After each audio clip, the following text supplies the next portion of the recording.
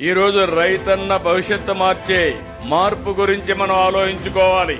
మీ అభిప్రాయాలు, ఆలోచనలు, అవసరాలు కూడా మనం చర్చించుకోవాలి. ఆచరణలోకి తీసుకురావాలి. సాగు తీరు మారాలి. వ్యవసాయం లాభసాటి కావాలి. అన్నదాత బతుకు మారాలి.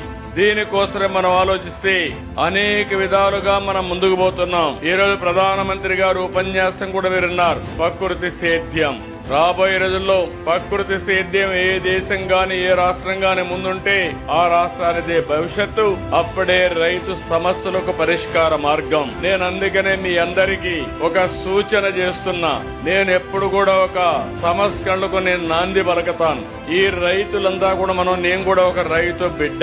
చిన్నప్పుడు మా నాన్న వ్యవసాయం చేస్తా ఉంటే నేను కూడా పోయి సహకరించిన వాడిని. అక్కడి నుంచి ఒక రైతు బిడ్డ ఇన్ని సంవత్సరాలు రాజకీయాల్లో ఉండడమే కాకుండా సమర్థవంతంగా పాలన అందజేసి సుపరిపాలనకు నాంది పలికామంటే ఇక్కడుండే రైతులంతా కలిసి మీ వ్యవసాయంలో లాభసాటిగా చేయలేమా అంటే చేయగలుగుతామనేది నా అభిప్రాయం అని మరొక్కసారి మీ అందరికీ హామీ ఇస్తున్నా.